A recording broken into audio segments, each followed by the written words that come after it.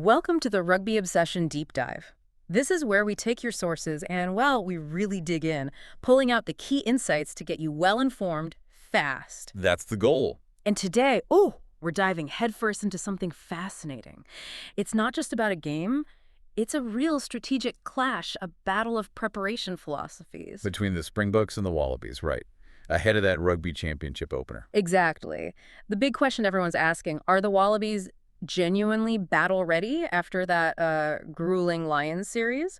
Or are they maybe punched out, vulnerable? And on the flip side, what about the Boogs? What's their state? Yeah. And if you love getting into these strategic layers of rugby, make sure you hit subscribe on Rugby Obsession. You won't want to miss these deep dives. Definitely. What's really compelling here, I think, is how we see two elite teams taking such different paths to prepare. Completely different. And the potential consequences for this massive opening game. We're drawing mainly on recent comments from Rassie Erasmus, the Boks coach, and some others looking at team readiness. Right. It gives us a great window into their thinking, how they're managing things before such a big clash. Okay, so let's unpack it context first.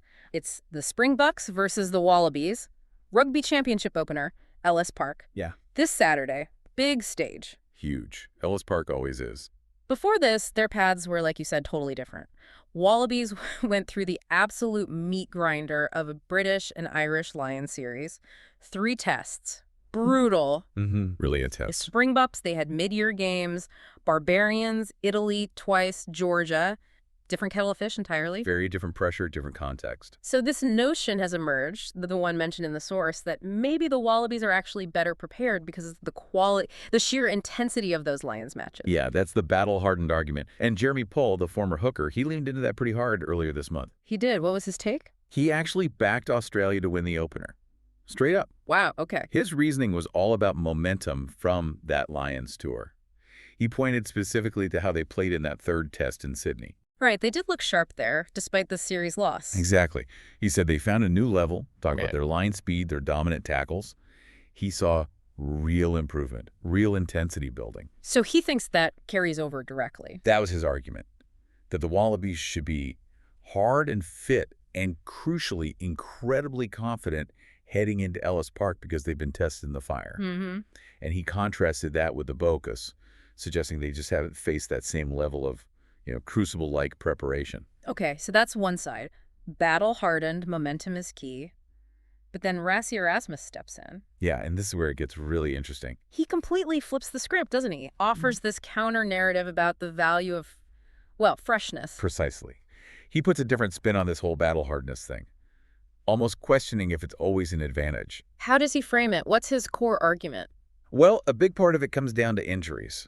He contrasts the two squads very directly. He points out the Wallabies picked up, 6 or 7 injuries from playing the same team over and over again during the Lions series. That's a significant number. It really is. He mentions names Alan Alatoa, Tom Linna, Jake Gordon, Noah Lolesio, and then Dave Parecki even retiring due to injury. That paints a picture. Yeah, it suggests a squad maybe stretched a bit thin, potential fatigue setting in. That seems to be Erasmus's implication, not just physical knocks, but maybe the mental drain too. Whereas for the Springboks, Their situation. much cleaner bill of health. He says only Gene Klein is definitely out for these first 2 weeks. Okay. D'Allen and Colby weren't picked because of minor niggles, just precautionary. And Jasper Wise was a disciplinary thing, lost his temper. But otherwise, everyone is fit. We lost no one here. That's his quote. Pretty clear difference. It is stark. So his confidence comes from managing his players. Partly that, and partly his belief in their training. He really emphasized their confidence in the intensity of our training sessions. Right. He knows it's not exactly the same as game pressure. He acknowledges that, but he clearly believes their methods build the necessary conditioning without the same risk of burnout or injury. So this ties into how they rotated players during those mid-year games against Italy and Georgia. Absolutely. He specifically mentioned that rotating the squad was key. It allowed them to manage workloads, spread the minutes, and avoid that accumulation of knocks. Which means, as he put it, they can pick almost from a full-strength squad now. That's a huge advantage heading into a major tournament. yeah, depth and options, big contrast to the Wallabies potentially missing key players. Exactly. It's a different philosophy. Peak for the main event. manage the resources carefully, even if it means less top-tier game time right before. It's like a calculated gamble, isn't it? Betting on freshness over being potentially battle-scarred. But the flip side, the worry, is always, can training really replicate test match intensity? That's the classic concern. Could the Books be, undercooked when they face a Wallaby side that's just come through the Lions' pressure cooker? It's possible. That's the risk Erasmus is taking, banking on his methods. But it's not like he's completely dismissing the Wallabies' experience either. No, he seems quite balanced, actually. He acknowledges the complexities here. He really does. He gives a pretty nuanced view. He specifically said the Wallabies' experience against the Lions, that could be a possible advantage. In what way? Dealing with things like referee pressure, the tension of really close games, stuff that's hard to simulate perfectly in training. Right, those high-pressure moments. Yeah. He admitted the Bacchus games against Italy and Georgia, they weren't really close. They weren't tactically challenged in quite the same way. Though he did say they were physical. Oh yeah, he stressed they were really physical matches. So maybe physical readiness is there, but perhaps not that fine-tuned tactical edge forged in tight contests. And then there's the Ellis Park factor. Altitude always looms large there. Huge factor, especially for a team potentially carrying fatigue. How does Erasmus see that playing into the Wallabies' condition? Is he factoring that in? He doesn't explicitly detail it in these quotes, but you know it's part of the calculation for any coach playing there.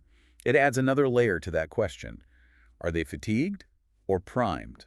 Which brings us back to his main point of uncertainty. Exactly. He summed it up perfectly. I'm not sure if they are punched out after that or if they are really battle ready. And you are never sure about who did the right thing. Right.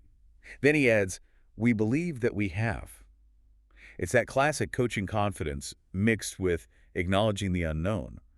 He's backing his plan. It's fascinating. And he respects the Wallabies, too, despite their series loss to the Lions.